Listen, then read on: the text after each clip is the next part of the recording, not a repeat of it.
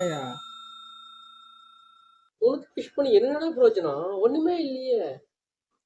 மச்சான், உன் வீடுங்கிறது என் வீடுங்கிறது. என் வீட்டு பாத்துல ஒரு பொண்ணு ஒரே ஓட்டம் தான் நீ பார்த்த. நாய்க்கு நாக்கு தொங்க போட்ட பிறகு வர நீ அந்த பொண்ணுக்கு போதான் சொல்லிட்டு நைட்டு 1:30 மணிக்கே வந்து விஷ் பண்ணிட்டு போறியடா. ஏன் பெஸ்ட் ஃப்ரெண்டுடா அவன். சரிடா, அது பொண்ணு, அதுக்கு விஷ் பண்ணா எதனா கிடைக்கும். நீ எருமாடு, நீ எதுவுமே தரமாட்டிய.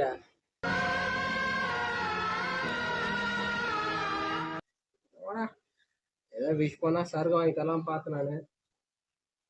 சருகு வாங்கி தெரியா? நீ விஷ் பண்ணல, விஷ் பண்ண சருகு வாங்கி தெரியா? அப்போ மச்சான் விஷயம் அப்படி பத்திர மச்சான். நீ 100 வருஷம் நல்லா இருக்கும் மச்சான். நீ 2000 வருஷம் நல்லா இருக்கணும் மச்சான்.